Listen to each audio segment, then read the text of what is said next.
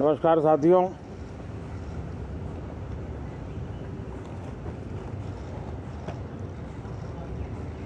ठंड शायद विलंब से चल रही है और बहुत धीमी गति से ठंड आ रही है, लेकिन राजनीतिक गर्मी बड़ी तेजी से बढ़ रही है।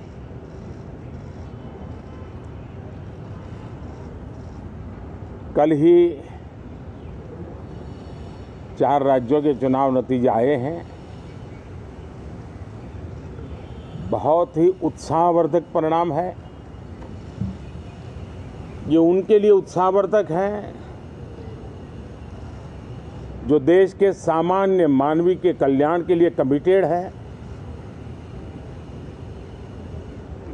जो देश के उज्जवल भविष्य के लिए समर्पित है, विशेषकर सभी समाजों की, सभी समूहों की, शहर और गांव की महिलाएं, सभी समाज के, सभी समूह के, गांव और शहर के युवा,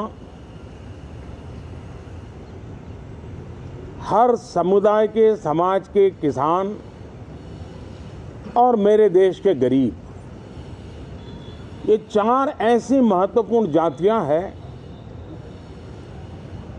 जिनका एम्पावरमेंट उनके भविष्य को सुनिश्चित करने वाली ठोस योजनाएं और लास्ट माइल डिलीवरी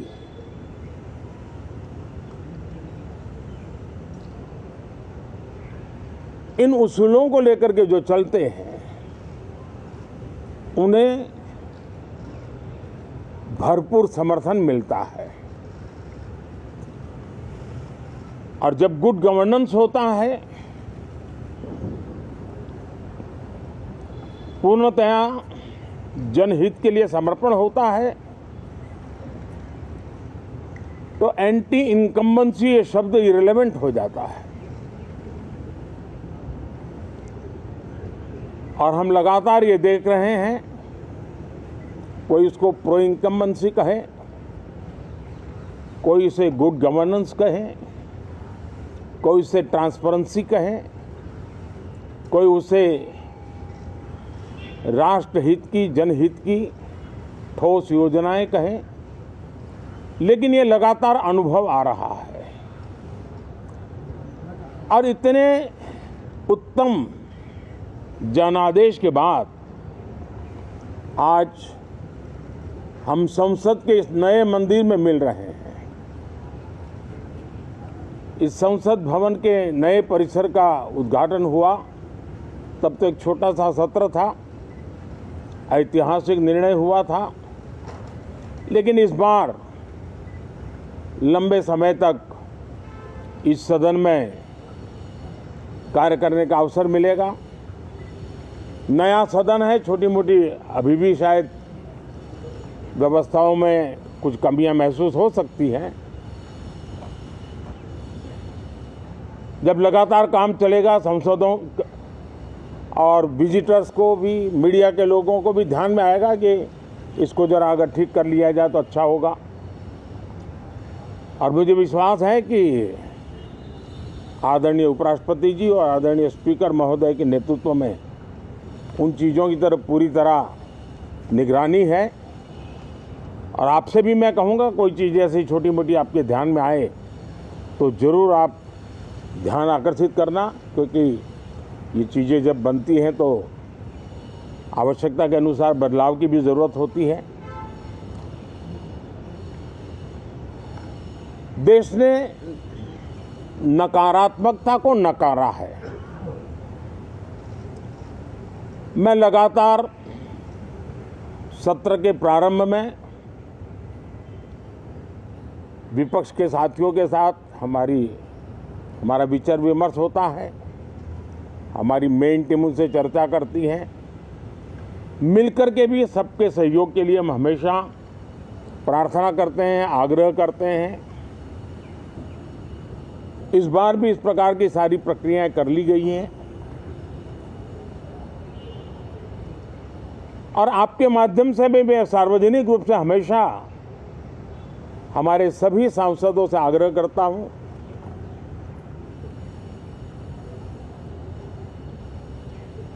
लोकतंत्र का ये मंदिर जन आकांक्षाओं के लिए विकसित भारत की नींव को अधिक मजबूत बनाने के लिए बहुत महत्वपूर्ण मंच है। मैं सभी माननीय सांसदों से आग्रह कर रहा हूं कि वो ज्यादा से ज्यादा तैयारी करके आएं। सदन में जो भी बिल रखे जाए उस पर गहन चर्चा हो, उत्तम से उत्तम सुझाव आए और उन सुझावों के द्वारा, क्योंकि जब एक सांसद सुझाव देता है तो जमीनी अनुभव का उसमें बहुत ही उत्तम तत्व होता है, लेकिन अगर चर्चा ही नहीं होती है तो देश उससे मिस करता है उन चीजों को। और इसलिए मैं फिर से आग्रह करता हूं, और अगर मैं वर्तमान चुनाव नतीजों के आधार पर कहूं तो जो विपक्ष में बैठे हुए साथी हैं, ये उनके लिए गोल्डन अपॉर्चुनिटी है। इस सत्र में पराजय का गुस्सा निकालने की योजना बनाने के बजाय इस पराजय में से सीख करके पिछले 9 साल से चलाई गई नकारात्मकता की प्रवृत्ति को छोड़ करके इस सत्र में अगर सकारात्मकता के साथ आगे बढ़ेंगे तो देश उनके तरफ देखने का दृष्टिकोण बदलेगा, उनके लिए एक नया द्वार खुल सकता है। और वो विपक्ष में है तो भी उनको एक अच्छी एडवाइस दे रहा हूं कि आइए सकारात्मक विचार लेकर के आइए। अगर हम 10 कदम चलते तो आप 12 कदम करके फैसला लेकर के आइए। हर किसी का भविष्य उज्जवल है, निराश होने की जरूरत नहीं है, लेकिन कृपा करके बाहर के पराजय का गुस्सा सदन में मत उतारना। हताशा निराशा होगी, आपके साथियों को आपका दम दिखाने के लिए कुछ न कुछ करना भी पड़ेगा, लेकिन कम से कम लोकतंत्र के इस मंदिर को वो मंच मत बनाइए। और अभी भी मैं कहता हूं, मैं मेरे लंबे अनुभव के आधार पर कहता हूं कि थोड़ा सा अपना रुख बदलिए, विरोध के विरोध का तरीका छोड़िए, देश हित में सकारात्मक चीजों का साथ दीजिए, अच्छी उसमें जो कमियां हो उसकी डिबेट कीजिए। आप देखिए देश के मन में आज जो ऐसी कुछ बातों पर नफरत पैदा हो रही है, हो सकता है वो मोहब्बत में बदल जाए, तो मौका है, ये मौका जाने मत दीजिए। और इसलिए हर बार मैं करबद्ध प्रार्थना करता रहा हूं कि सदन में सहयोग दीजिए।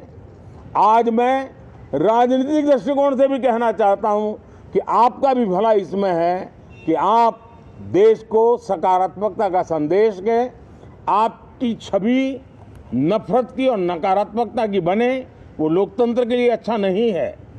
लोकतंत्र में विपक्ष भी इतना ही महत्वपूर्ण है, उतना ही मूल्यवान है और उतना ही सामर्थ्यवान भी होना चाहिए। और लोकतंत्र की भलाई के लिए मैं फिर से एक बार अपनी ये भावना को प्रकट करता हूं। 2047 अब देश विकसित होने के लक्ष्य में लंबा इंतजार करना नहीं चाहता। समाज के हर वर्ग में यह भाव पैदा हुआ है कि बस आगे बढ़ना है। इस भावना को हमारे सभी माननीय सांसद आदर करते हुए सदन को उस मजबूती से आगे बढ़ाएं, यही मेरी उनसे प्रार्थना है। आप सबको भी साथियों मेरी बहुत बहुत शुभकामनाएं हैं। बहुत बहुत धन्यवाद।